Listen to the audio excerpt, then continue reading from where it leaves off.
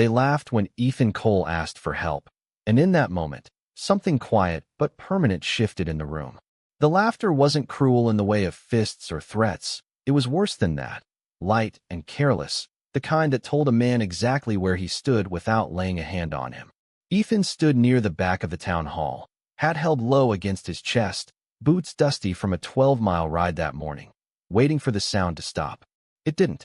Mayor Harold Whitman leaned back in his chair as if the request were a joke told just for him, one hand draped over the armrest, a smile pulling at the corner of his mouth.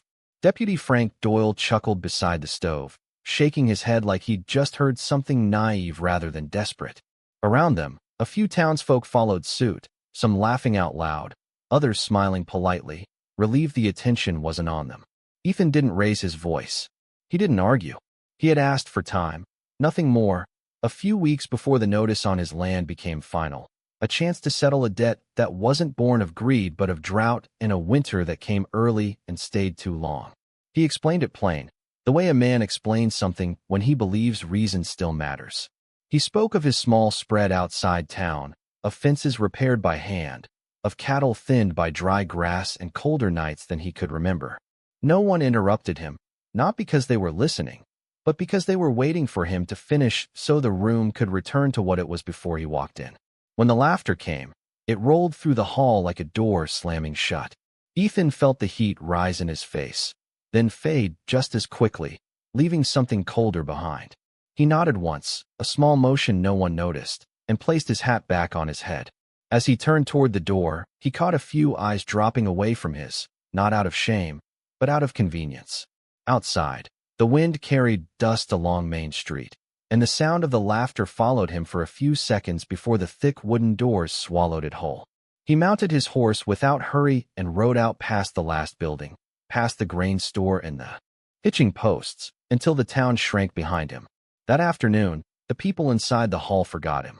They went on with their ledgers and their conversations, confident the world would keep moving the way it always had. What none of them noticed was that Ethan Cole did not disappear the way men like him were expected to. He didn't leave town. He didn't plead again. He didn't speak poorly of anyone. He simply went back to work, quiet and steady, as if the laughter had been an answer worth respecting. Weeks would pass before anyone understood what that answer had truly cost them, and by then, no one would be laughing at all. The town of Ridgeway had been built on the belief that things stayed where they were put. That land belonged to those who already held it, and power stayed with the men whose names were carved into deeds and benches and brass plaques no one read anymore. It sat between dry hills and a narrow river that ran shallow most years, just enough water to remind people what they were missing, and the streets were laid out straight, as if order alone could keep trouble from wandering in. Folks here trusted paperwork more than people and memory more than mercy, and most mornings began the same way, with shop doors opening at sunrise and the smell of coffee drifting through open windows. Ethan Cole lived 12 miles outside that routine, far enough that the town never quite remembered him unless it needed to. His place was small, one weathered house, a lean barn, and fencing that bore the marks of years of careful repair. He woke before daylight, fed his horses, and walked the length of his property checking posts by hand, measuring time by the angle of the sun instead of the clock in the square.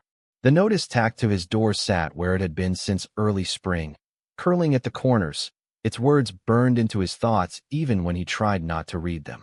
In Ridgeway, papers mattered more than circumstances, and drought did not excuse delays, no matter how hard a man worked. Inside town, Mayor Harold Whitman liked to say that rules were what kept Ridgeway civilized, and people nodded because the rules had never worked against them. Deputy Frank Doyle enforced them with a smile that suggested familiarity but never friendship, and together they represented something the town had grown comfortable with, authority that felt permanent because no one challenged it. That afternoon in the hall was already fading into memory for everyone but Ethan, filed away as a brief interruption, a small moment of amusement before lunch. The laughter had not followed him out of cruelty, but indifference, and that indifference was woven deep into the fabric of the place. Ethan understood that now. He did not dwell on the sound itself, but on what it revealed, the way his request had not even been weighed before it was dismissed. Back at his ranch, he worked as he always had, mending what could be mended, calculating what remained, and thinking carefully about what he still controlled. He began to write letters in the evenings, slow and deliberate, addressing men whose names did not carry laughter with them, men who dealt in records and boundaries rather than opinions. He visited neighboring spreads, speaking little, listening more, learning what others had accepted without question.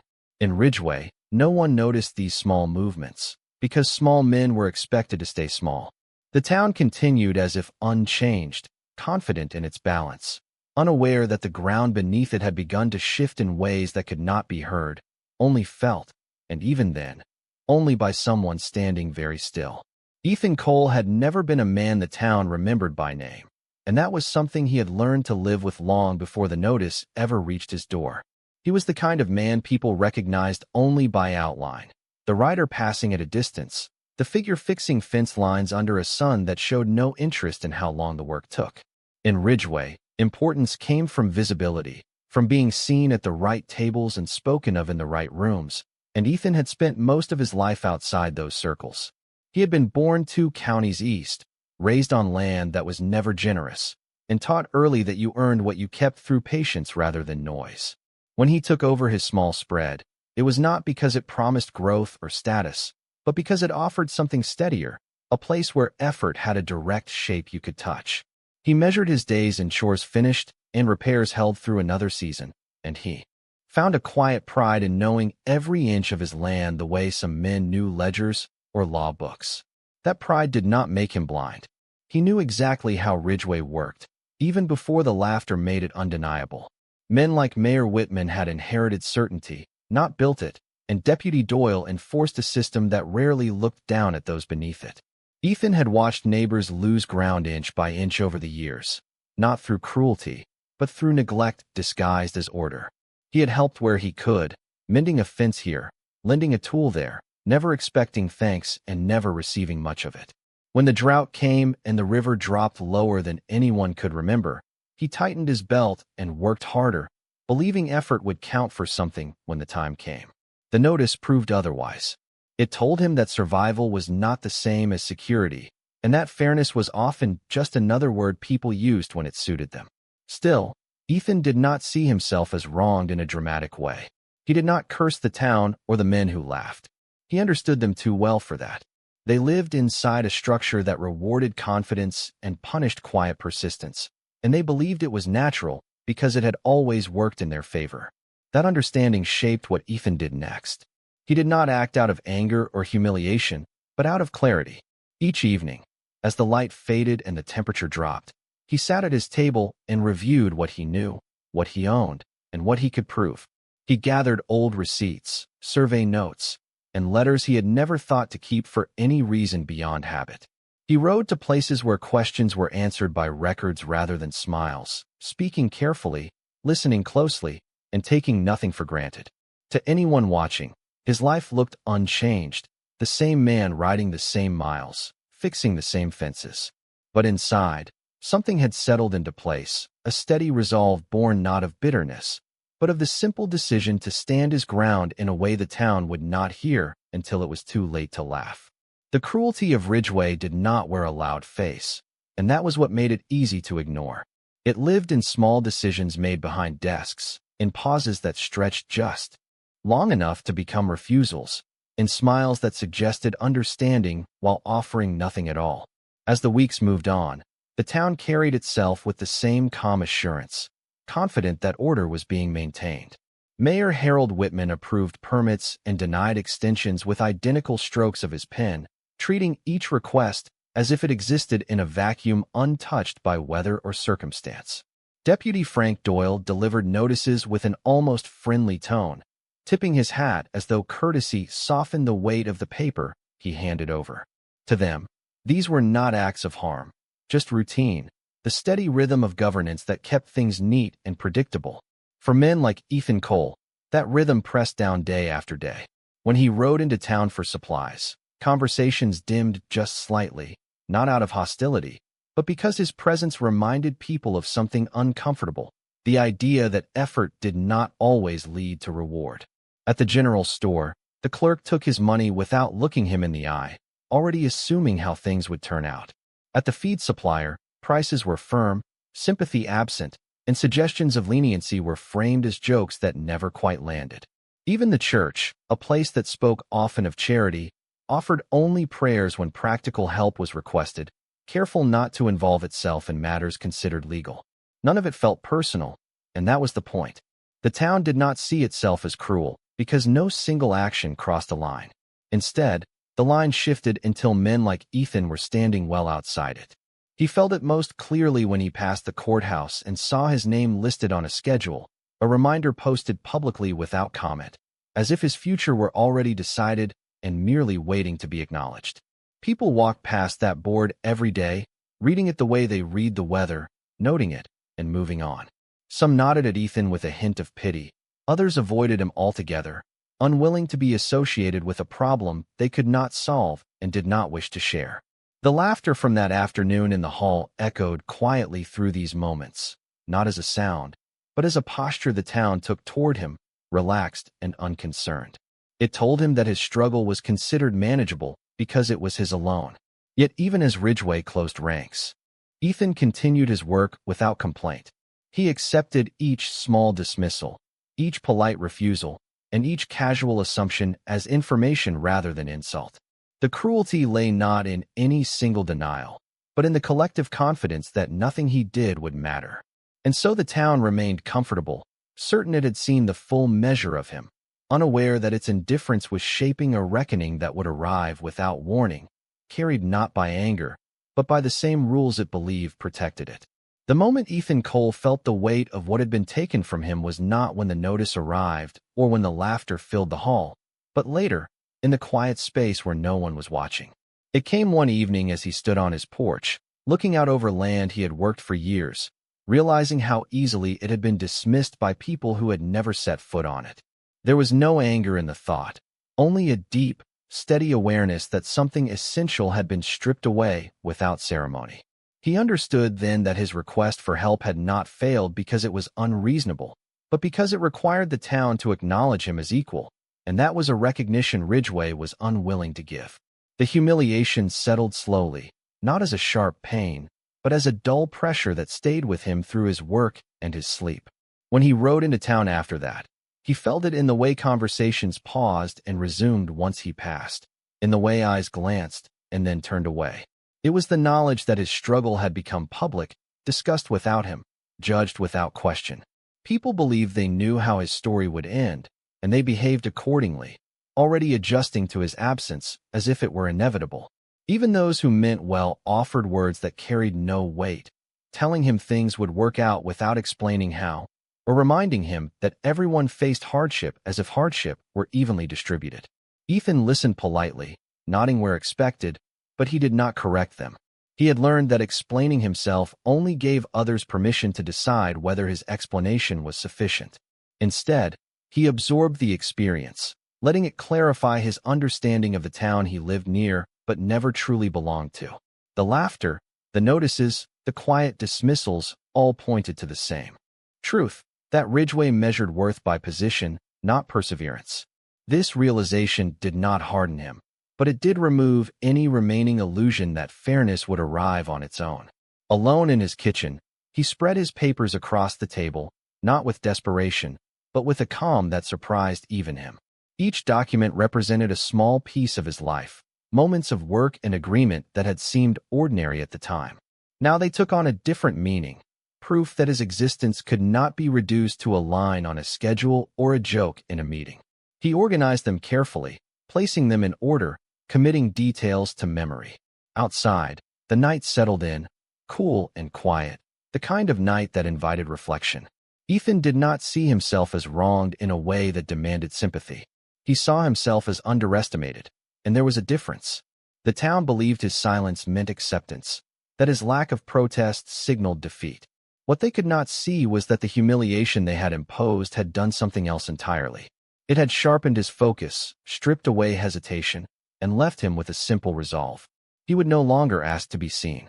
He would make himself impossible to overlook, not through noise or confrontation, but through a patience that outlasted their assumptions and a resolve that required no permission to act. For a time, Everything appeared to settle into a quiet that felt almost convincing. The days followed one another with familiar shapes, mornings warming into afternoons, evenings cooling off just enough to invite rest, and Ridgeway resumed its comfortable rhythm. Ethan Cole continued his routines without interruption, feeding his horses, checking his fences, and riding into town only when supplies demanded it. To anyone paying attention, which was almost no one, his life looked unchanged, and that was precisely what reassured the town. Mayor Harold Whitman saw no reason to revisit a matter he believed resolved by patience and procedure. Deputy Frank Doyle marked dates on his calendar and trusted the process to run its course.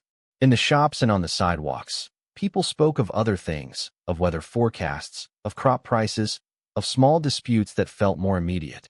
Ethan's name drifted out of conversation, replaced by newer concerns, and the laughter from the hall faded into something half-remembered, a moment already losing its edge. This was the calm Ridgeway trusted most, the kind that suggested balance had been restored without requiring anyone to change. Ethan felt it too, that surface stillness, and he allowed it to exist without challenging it. He did not rush or reveal what occupied his evenings. He answered questions simply and avoided drawing attention to himself. When neighbors asked how things were going, he said they were fine, not because it was true in the way they assumed, but because the word no longer belonged to them. Inside, his plans continued to take shape with steady precision. Letters were answered. Appointments were kept. Measurements were confirmed and reconfirmed. Each small step fit into a larger pattern that required time more than effort. The false calm worked in his favor because it dulled curiosity and encouraged complacency. People are less observant when they believe nothing is happening, and Ridgeway believed exactly that. On warm afternoons, Ethan sat on his porch and watched the land stretch out before him, the fences holding, the ground still familiar beneath his boots. He did not imagine victory or defeat, only completion, the satisfaction of seeing a thing through to its end. In town, the courthouse clock marked the hours with dependable regularity, and the posted schedules remained unchanged. To the town, that was proof enough that order prevailed. To Ethan, it was simply confirmation that no one was looking closely. The quiet carried a subtle tension, like a held breath that had not yet realized it was being held. Weeks passed this way, smooth and unremarkable, and the town settled deeper into the belief that its judgments had been correct. They mistook Ethan's silence for resignation and the absence of conflict for resolution. It was an easy mistake to make, especially for people accustomed to being right by default. The calm did not announce itself as false. It did not crack or tremble. It simply waited, resting on the assumption that nothing meaningful could change without permission, an assumption Ethan Cole was in no hurry to correct. The first signs that something was changing arrived quietly, so quietly that most people missed them altogether. A stranger rode into Ridgeway one morning and tied his horse outside the courthouse, not the kind of drifter who passed through for a meal, but a man who walked with purpose and carried a leather satchel worn smooth by use. He stayed longer than expected, stepping inside the records office and asking questions that required files to be pulled and dust brushed away. By afternoon, he was gone, leaving behind nothing more than a few unsettled looks and a clerk who suddenly realized how little he actually knew about the papers he handled every day. A week later, another unfamiliar face appeared, this one at the surveyor's office, requesting copies of old boundary maps and measurement notes that had not been requested in years. The requests were polite, precise, and difficult to dismiss without explanation.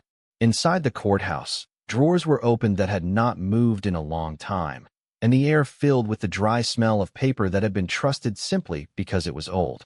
Word did not spread quickly, because no one wanted to sound alarmed over something that could still be nothing. Mayor Harold Whitman heard about it secondhand, mentioned casually as an inconvenience, and he waved it off with a confidence that came easily to men accustomed to authority.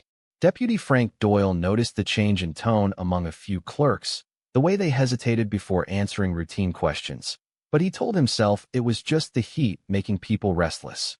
Meanwhile, Ethan Cole continued his days as before, riding the same miles, working the same ground, and speaking no more than necessary. When he passed through town, he tipped his hat and moved on, giving no indication that he was aware of the subtle shift taking place. In the evenings, however, He paid close attention to what arrived in the mail and what did not, noting dates and names with careful precision. He knew that progress rarely announced itself, especially when it threatened comfort. Small irregularities began to surface, a delayed approval here, a postponed signature there. Nothing serious enough to demand attention, but enough to slow the easy flow of routine. At the general store, someone mentioned that a land transaction had been paused pending review, and the conversation stopped as soon as it began. People sensed that something was off, but without a clear cause, they preferred not to look too closely. Ridgway had always relied on the idea that the past was settled, that old agreements stayed old and unquestioned. The notion that someone might be revisiting them introduced a quiet unease. Ethan noticed the change in the way people looked at him, not directly, but from the corners of their eyes, as if trying to measure whether he had somehow grown heavier without changing shape. He offered no clues, no satisfaction, and no reassurance. The signs continued to accumulate, subtle and persistent, like a pressure shift before a storm that no one wanted to name. What unsettled the town most was not the possibility of error, but the realization that the process they trusted so completely was no longer moving on its own.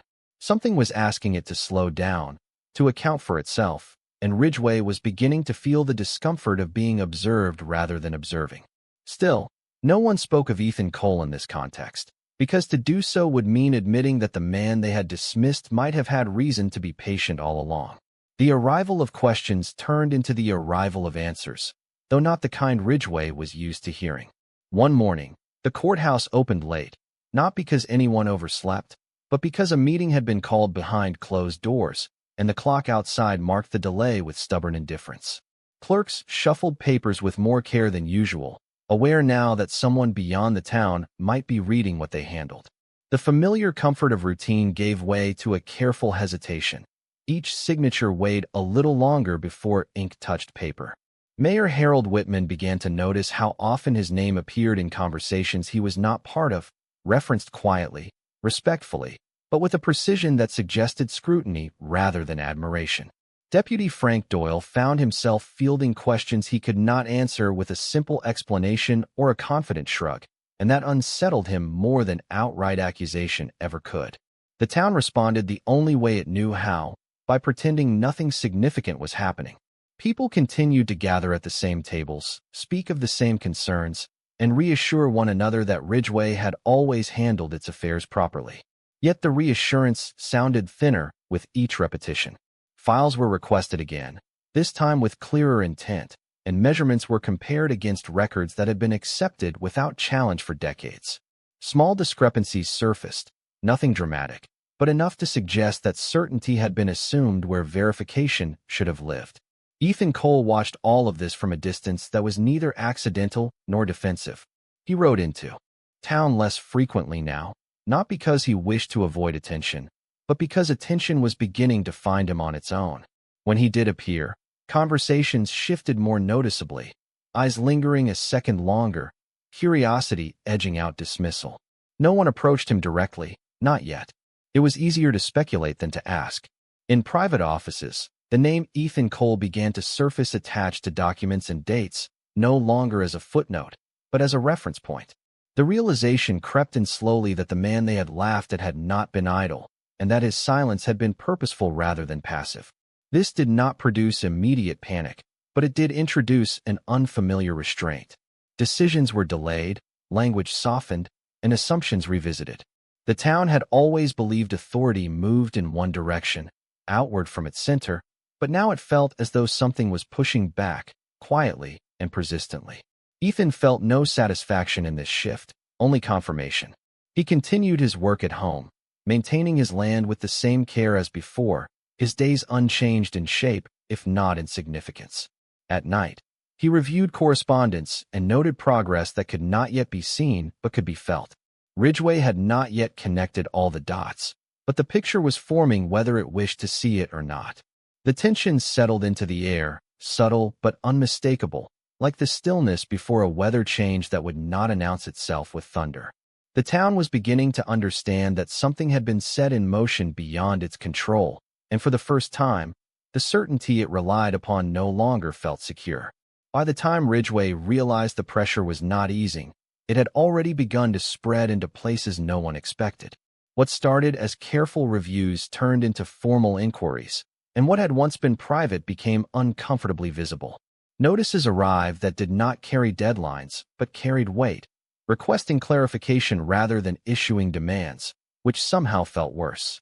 Mayor Harold Whitman found himself spending more time in his office with the door closed, rereading documents he had approved years earlier, searching for certainty that no longer came easily. Each page looked familiar, yet slightly altered by the knowledge that someone else was now reading them with fresh eyes.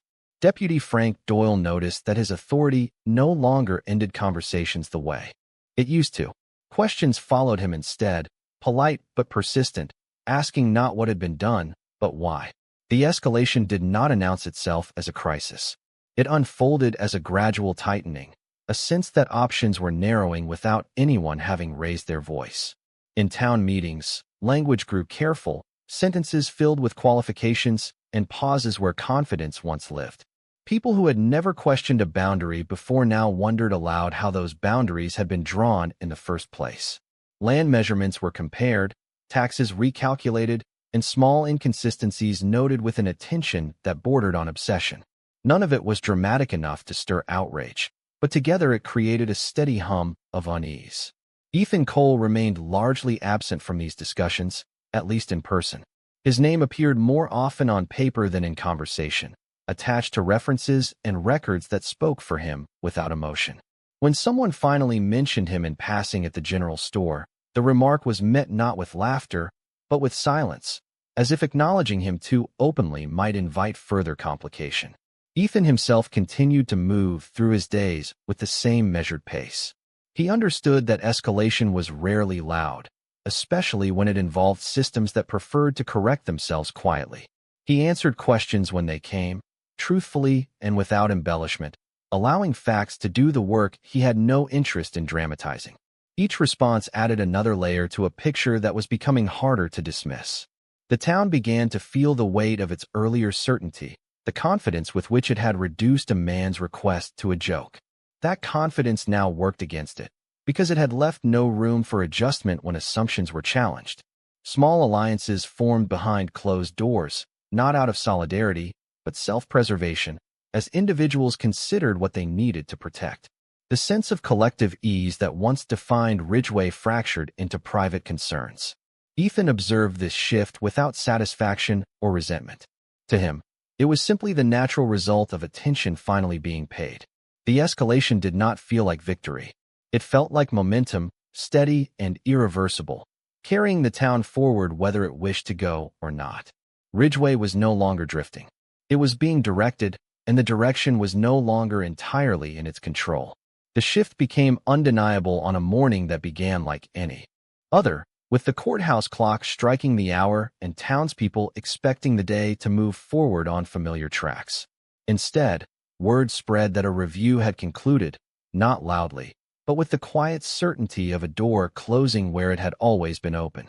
Mayor Harold Whitman received a letter that did not accuse him of wrongdoing, yet left little room for interpretation.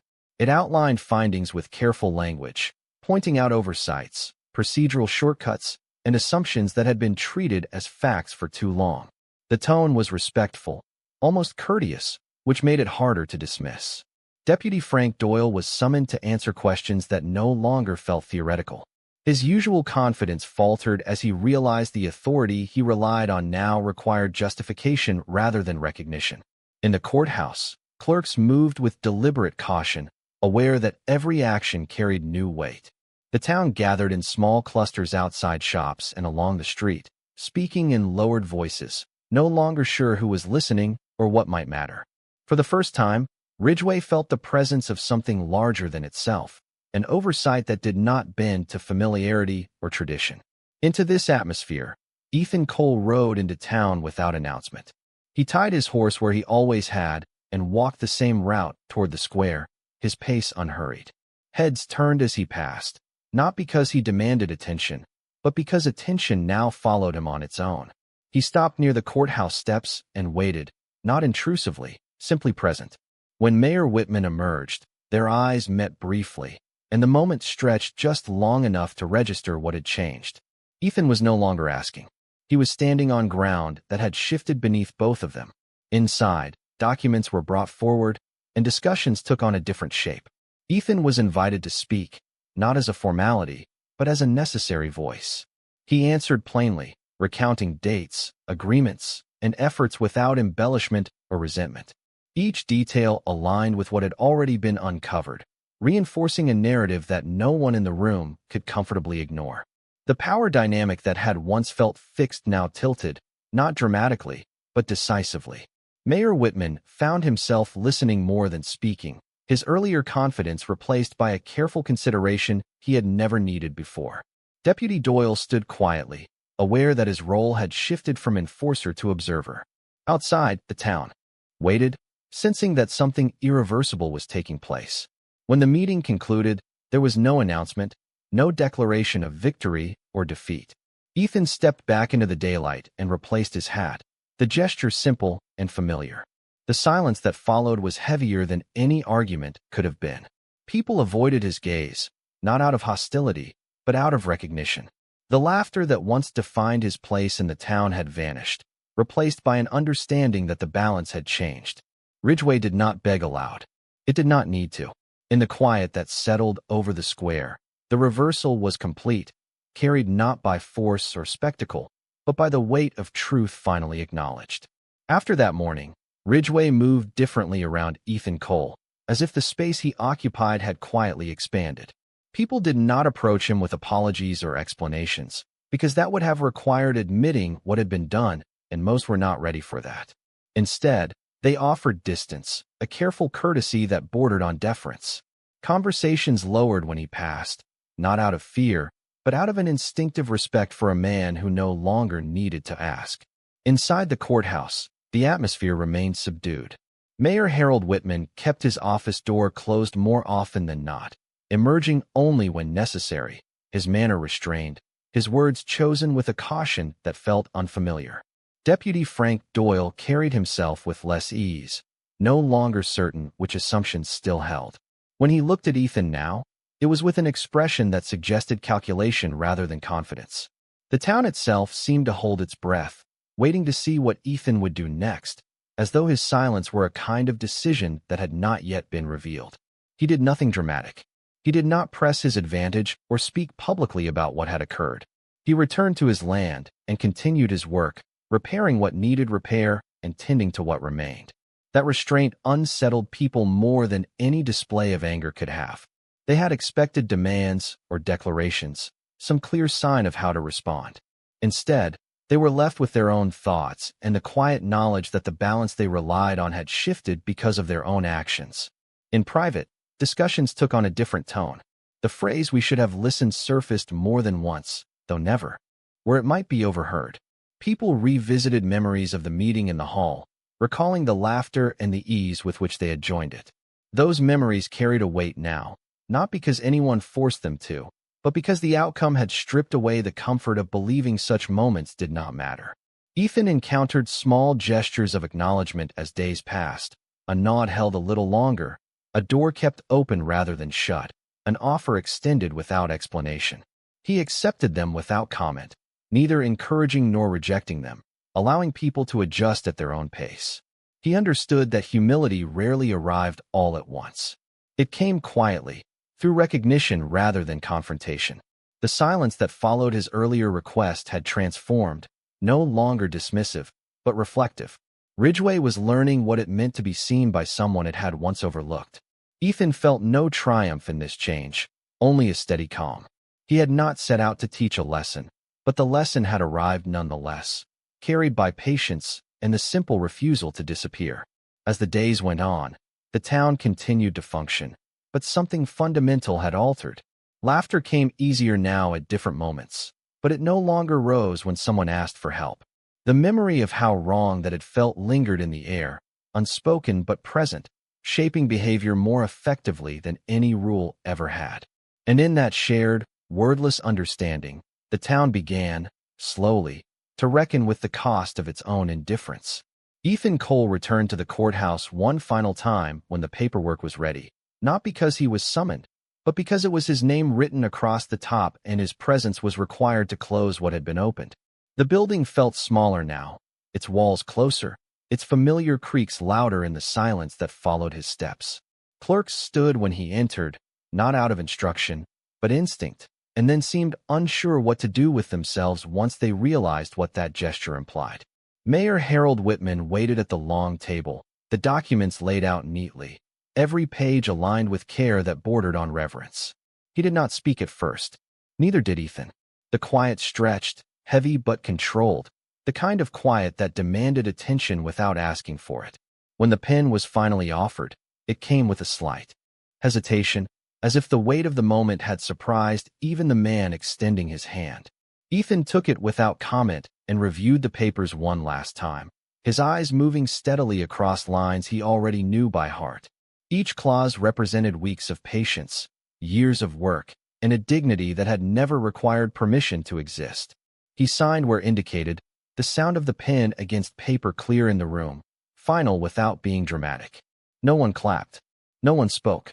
Deputy Frank Doyle watched from the side, his posture rigid, his expression unreadable, as though he were witnessing something he would remember but never describe.